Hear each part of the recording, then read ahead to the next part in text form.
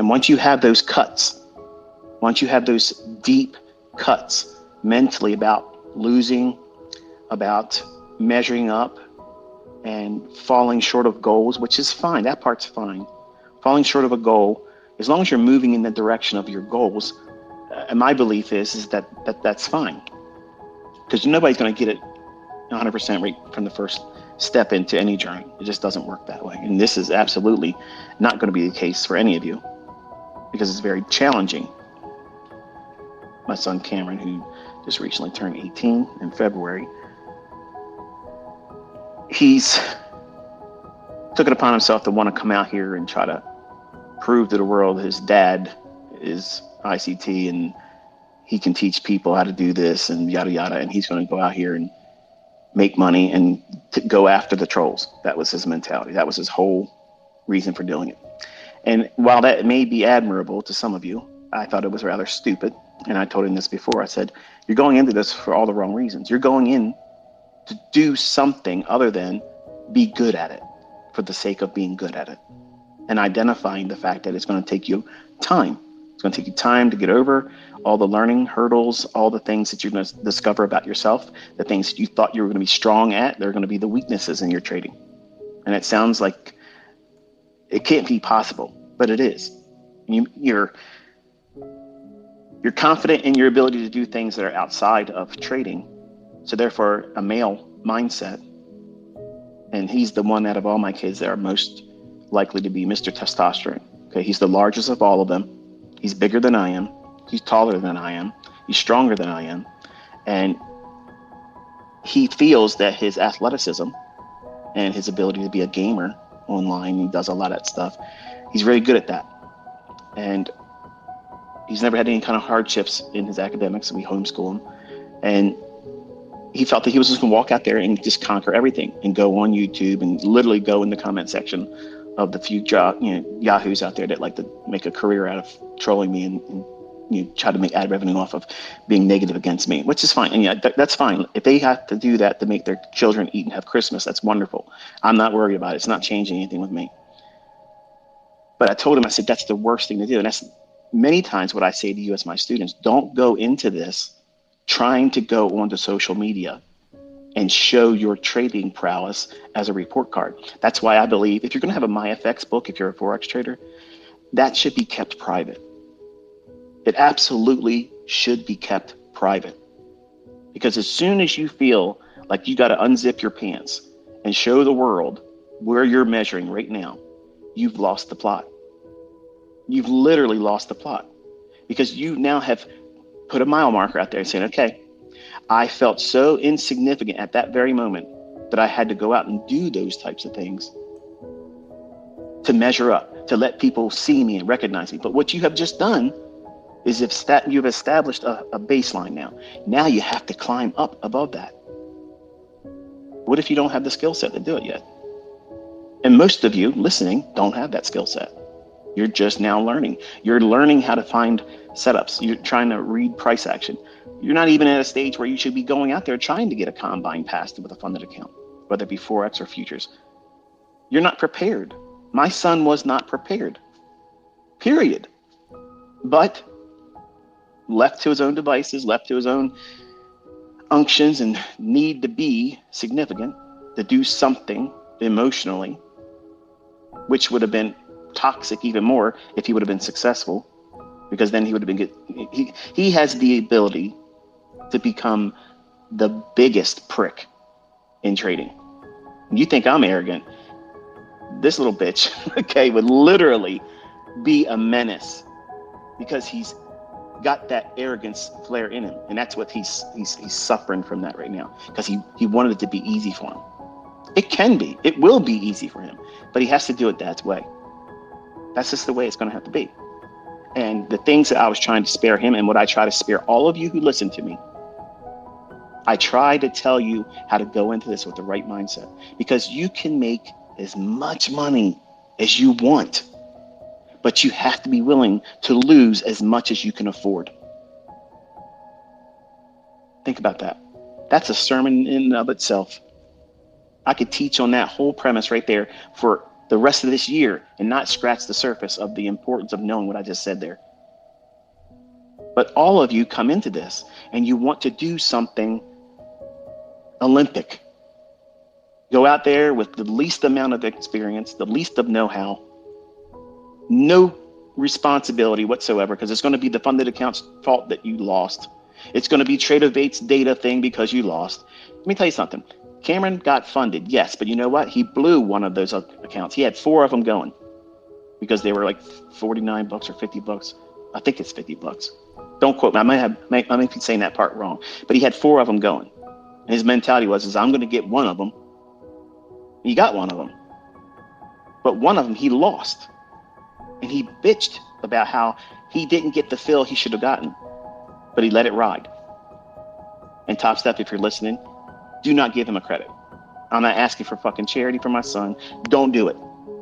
He needs to understand that that was the wrong way to do it anyway.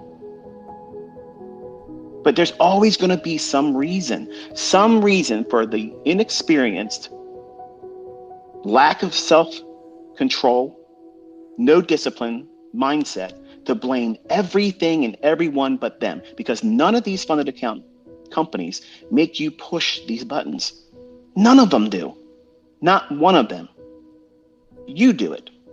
You come to the conclusion, whether you learn something from me, whether you learn something from somebody else, or you've invented something and pulled shit out of your ass. It doesn't matter. You're doing these things because you feel the initiative to go out there. Hey, I'm going to do it. This is my way, and I'm going to do it. And if I fail, I'm okay with it. But when you realize that you now aren't successful and you blow out that combine in short order, now you're wrestling with something that you weren't prepared for. That's the reason why I teach the way I do. If I was honest, I believe that less than 20% of my listening audience is going to be successful. Less than 20%. Not because of the ability that my concepts can find setups consistently. It's the fact that human nature is what it is. Like, you don't have any sense of accountability whatsoever, except for your own. And if you don't develop that initially in the beginning, well, who's going to hold you accountable? No one. And my son had money to pay for these things. So therefore, he's accountable to no one. Dad's not paying for it, so I don't owe him an explanation.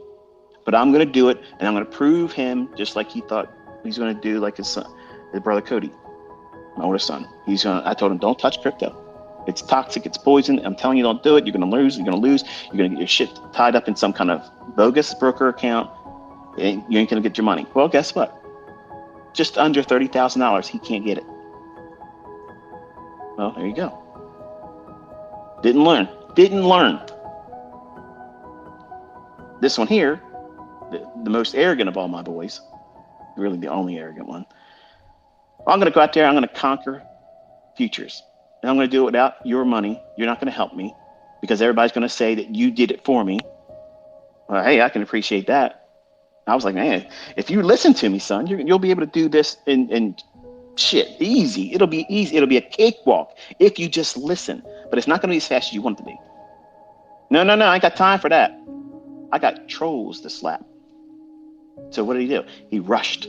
He rushed to get in there for an emotional stimuli that doesn't make any fucking money. Here's my MyFX book. I'm down 5%. I've not been able to come out of that drawdown for 9 months. But here you go. I'm teaching. You want to learn from me? Devastating. That's devastating to a guru mentor. And it's devastating to you as someone that's trying to learn how to trade. Should you have those KPI stats, those measurements, those tools to measure your ability to manage risk? How do you come back from drawdown? What's your accuracy? What's your R multiples? All those things. Should you have those? Yes, but they should be personal. Everything in trading should be personal. Absolutely must be personal. Does the idea of you becoming an entrepreneur, does that excite you? Does that get you thinking, like, I would like to do that? most of my audience probably would think that's a great way of viewing life and say, I'm going to strive to have my own business and I'm going to treat trading as my own business. That's wonderful. And I wish you nothing but success. And I'm trying every time when you have time to listen to me, when I'm presenting these presentations, whether it be in this Twitter space or if I'm doing lectures on my YouTube channel, my intentions are to help you identify the things that might become a problem that you don't really recognize right now. And you won't see it coming otherwise. And then it'll be easy for you to feel like I just saw one of the young ladies that follow me on Twitter. She tweeted yesterday, that's it, I gave up, I'm done. No, you're not. Trust me, you're not. You're just frustrated and you need a break. So take a break.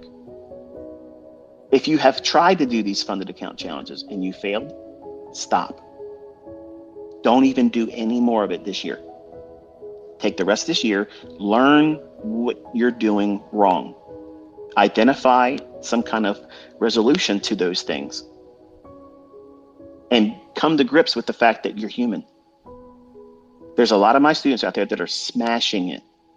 Don't look to them and say, I'm going to do better than that guy, that gal, this person, that person. That's the wrong way to do it. Here's what you have to have as a mindset, son. You're going out there and you're trying to do something that is one of the most difficult things in the world to do. Financially carve out your own way in the most corrupt, manipulated system there is. The city slickers that run this show, they have a MO. Your dad has the source code to that shit. If you just listen to me and help yourself get over the mental hurdles that's going to keep you from doing it correctly, once that part's figured out, it's easy.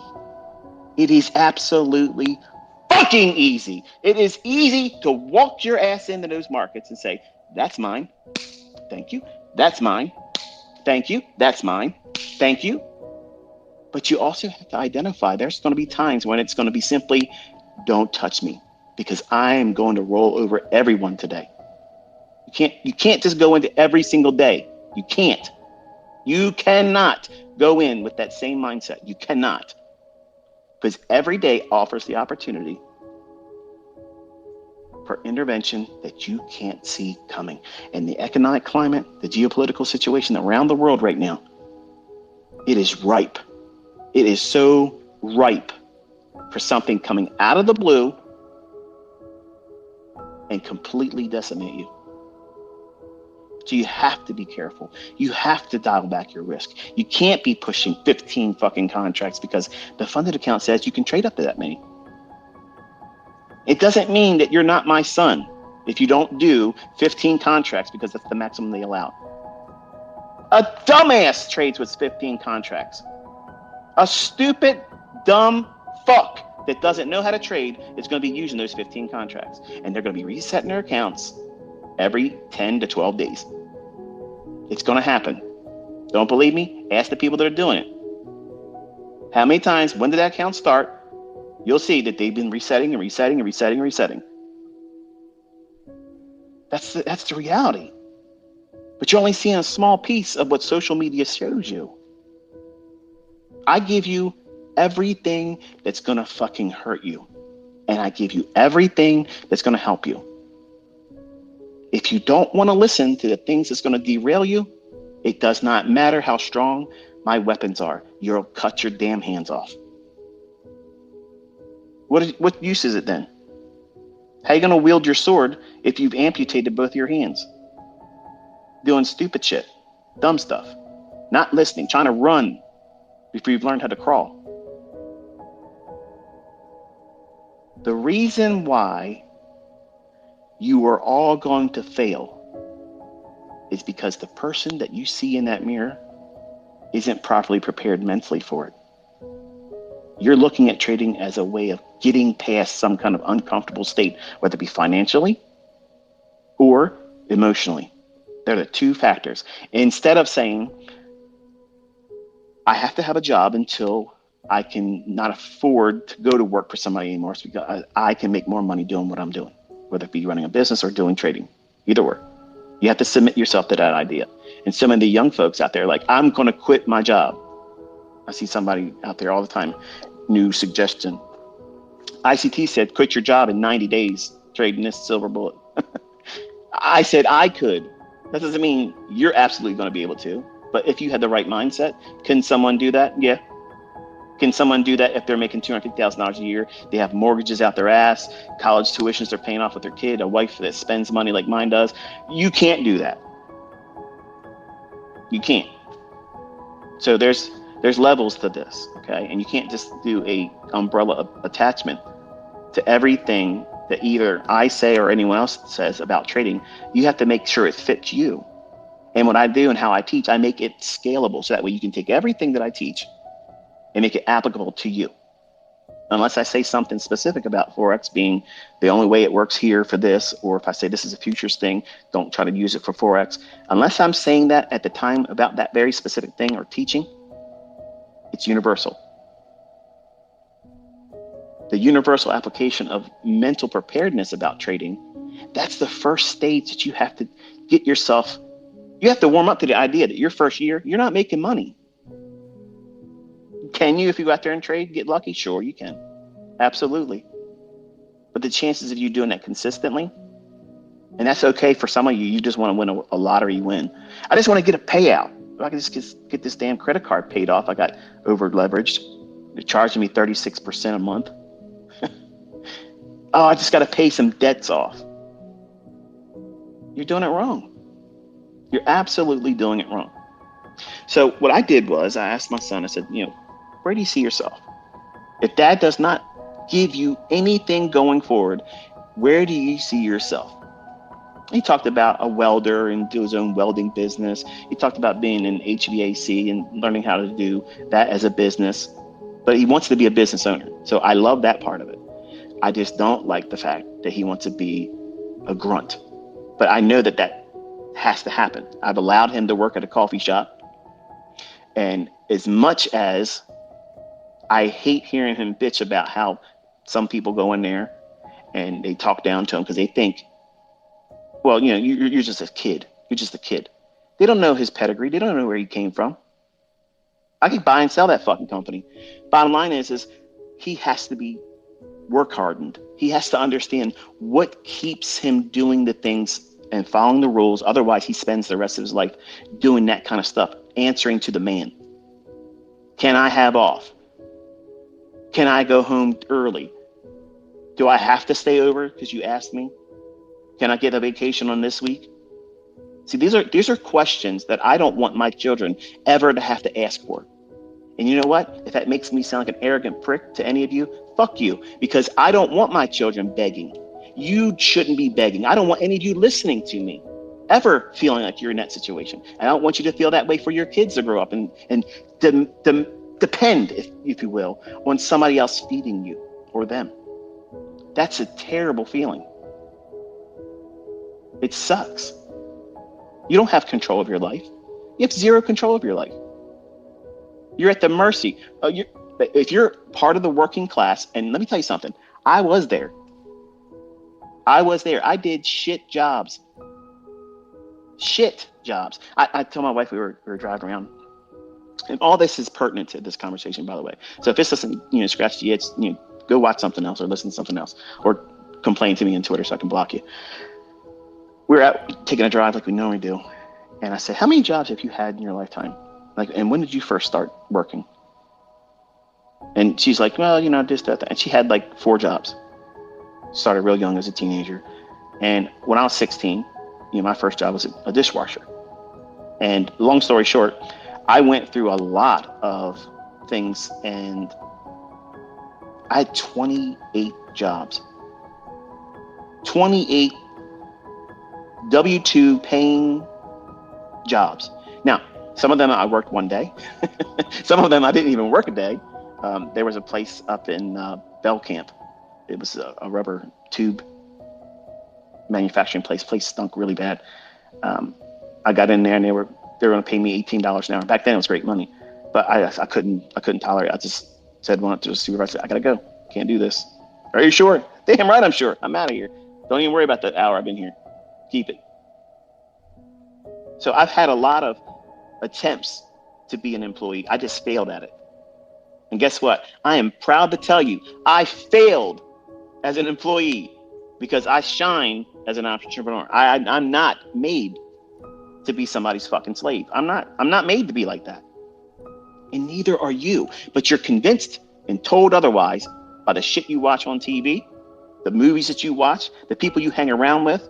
Man, I got a good job. What? There's no jobs that are good. None of them are good.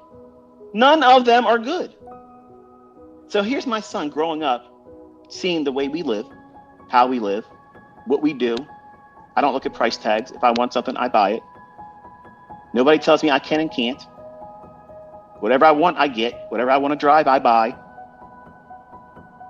So how could he as my son understand the hardships that was felt for me and like all of you that have to do the same stuff until you don't have to anymore?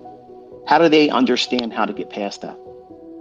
Or appreciate the fact that, yeah, this isn't the right way. They have to be put in a situation where they do it. But my kids aren't lazy. So when they get in there, they start doing it. You know what it was like when you first got your first paycheck, right? It's like, man, I got this is my money. I made this money. It's only like $300 and some after taxes, but damn it, that's your money. You earned it. It's something special about it. It's meaningful to you. It's not that it's a lot of money. It's just the fact that you earned it. You felt good because you did it. You went through the process to get there. Well, guess what that is? That's fucking trading. You traded your time, your energy, your life force, your time clock that's ticking down faster and faster as you get older. You gave up a lot of that, 40 hours for that week to get that minuscule pittance of money. Well done. You got raped. Well done. You got taken advantage of.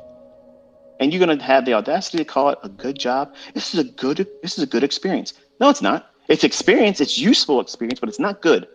It needs to be work hardening. That means you see it, you have to do it, you're told to do it, and you can't not do it to get paid. You have to do it. So you have to follow rules. You have to stay within a parameter. Do this, do that. Just to get paid off. But then you got to do it again. And where does that lead you? Nowhere. You're not going to make any money.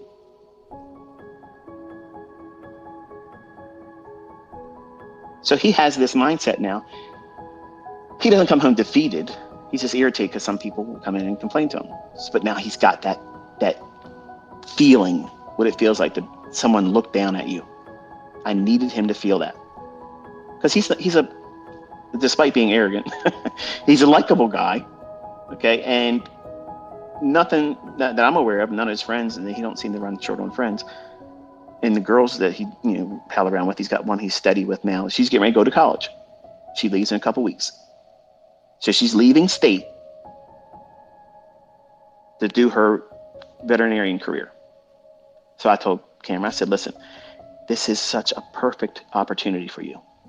Because here's what you can do. You can, if you decide that you want to do something blue collar like the HVAC tech and you want to go into running your own business like that as a the end result, that's wonderful. But this right here, this is the real thing. That is just a plan B that you don't really hope to even worry about. But you're doing that because her parents, they don't understand what we do. They obviously see how we live, but they don't understand what we do. As traders, it doesn't make any sense to them. Like, how can you? They don't understand that I make literally their entire year's salary in one fucking day to combine. And she's a nurse. In one day, one 24-hour interval, I make more than both of her parents' gross annual income in one 24-hour period. I do that. They can't comprehend that. That's unfathomable. What are you talking about? That's not even trying. That's just what it is. And none of your friends and your family are going to understand that when you start becoming madly successful too. You're going to spend the rest of your life trying to convince people that aren't going to have the capacity to understand. That's another thing that you're trying to do. You're going into this industry, try to trade, to try to show your friends and family you could do it. They are less than what you are, versus them saying you're going to fail. It's a pipe dream. And there's nothing wrong with using that as steam. So when you get those mile markers and you reach that next plateau in your development, and you understand, you get funded, or you get a payout, or you're making money, look back and reflect on that and say, yeah. But that's for your journal. That's not for you to go up to them and say, hey, motherfucker, remember that time when you said blah, blah, blah? Look what I'm driving now, bitch. Look what I'm now. I'm making all this money now. But they're not going to look at you and say, wow, well done. They're going to do the same thing they did with me when I did that when I was 20-some years old. Get the fuck out of here, dickhead. You're conceited. You're conceited. Whatever. That's the reaction you're going to get. So you're not even going to get the reaction you want by doing those things. And that's exactly what my son wants to do. Still. So I get it. I mean, he's got that warrior mentality. He wants to go out there and show this and show that. He's definitely going to be a YouTuber. I'll just let you know. He will be a YouTuber. He's probably going to be the one that teaches Enigma because he wants to be that guy. So it is what it is. Okay. But he still has to correct some things. And what we did, we sat down and I told him, I said, listen, where do you see yourself in a couple of years from now? Because your girlfriend will be graduating college in 4 years. So in my mind, I think you have a 4-year a program or plan that you should follow. If you want to go to school to learn to be an HVAC or was HVAC tech, I don't think there's a college course for that. I think you got to go like to a company. You got to work for a company and they pay for you to go to school in the evening time or on weekends or whatever, and you become whatever. I think you sign a contract. As long as you work with them, they pay for it or something to that effect. And I may be absolutely incorrect in that assumption, but that's my understanding, or that's what I thought about it. I don't know anybody that actually did it. But I want him to go through this plan of 4 years. Whether he does that or not, I don't care. Personally, I don't care, because if he just listens to me, one way or the other, if I got to sit down and tell him, buy this, sell that, he's not going to work the rest of his life. But I need him to know how to do this correctly, so that way this information is passed on to his children, because I'm quite certain he's going to get this one he's with now pregnant when they get out of college and then they get settled down. I'm going to have grandkids with these two. And I'm happy for it. I love her like she's already part of our family. But I don't want her to finish her college coursework and get her degree in veterinarianism. Is it veterinarianism? She's going to be a veterinarian. I don't want her to come out of college and say, okay, I've done my thing for 4 years. Where are you? I don't want him like saying, well, I'm a break-even trader, or I'm not trading anymore and I tried this, or this isn't going to work. So I said, here's what homes cost right now, average. We went through Zillow, we went through a couple different real estate agents listings and things. I said, now these are the property prices right now. In 4 years, they could be greatly different from what they are. But let's just say for the first starter home, you and your girlfriend say, okay, she graduates, you move in together, you get yourself a house, and we'll just say a $500,000 house is your first starter house. For some of you, that might be extravagant. To me, I think it's not even that big of a deal anymore, because real estate prices are jacked up, unrealistically. But to have like a single family home, small little plot of land, and something that's manageable, easily managed, doesn't take a whole lot to manage that. And for him to have it before they get married, that would be important to me. But, and if you're listening, it's no offense meant by that, but I think a man and a woman should have a property before they marry. And it's just the way it is. And if you have one that's nicer than the other, you live in the other ones and you use the other ones around. That's the way I look at it. But too many times people get with people and they acquire something, and then all of a sudden now you're in court trying to fight who gets it, when one party didn't really earn it. And that may sound sexist, but it's not. It's either or. Whichever one comes into the relationship having the money or the affluence and the affordability to either pay for the property or own the property, the other person, just because they married them, should not be entitled to that. And that's just my mindset. Now, whatever you accrued during the marriage, that's absolutely 100% 50-50 down the middle, and there's no bones about it. But I think everyone as a young adult should be striving to secure a residence free and clear before they ever consider getting with someone, because that creates codependence. And if you've heard me teach before, I'm a very strong proponent of an independent mindset. And you have to have that as a trader and be successful. And as a young adult, if you're listening, you should be striving to do those types of things. So that way, the person that's with you knows that you don't need their ass for shit, but just the compatibility on an emotional level, relationship wise. And anybody, you can go out there and find anybody to do the physical part, but you want to be with somebody that wants to be with you and not need to be with you because you have something or can afford something. So there's a lot of things I got to fix about my son, because he wants the flash, he wants the arrogance, he wants to do all those things. And that will invite a lot of things that brought me to the situation I was as a young man, where I got messed around with by a gold digger. And that's not going to be the topic here, but I had to live my life a certain way to keep her from taking things from me. She didn't earn it. And those things are going to be the same problems that you're going to run into if you flash everything. If you show what you have all the time, you're inviting it. You're advertising. Hey, come take advantage of me. Come lie to me and tell me that you care about me, you love me. But then when you get what you can get, you're done. You're done. That's the problem. That's really a big problem today, because social media, image, all about this stuff. And now you've invited that to trading. You've made it next to impossible. You can't not be emotional about trading now. If social media is a large part of your trading and you're successfully, consistently profitable, wow, that is saying something. Because I don't believe that helps anyone. It makes it harder. It means you have to live up to some expectation.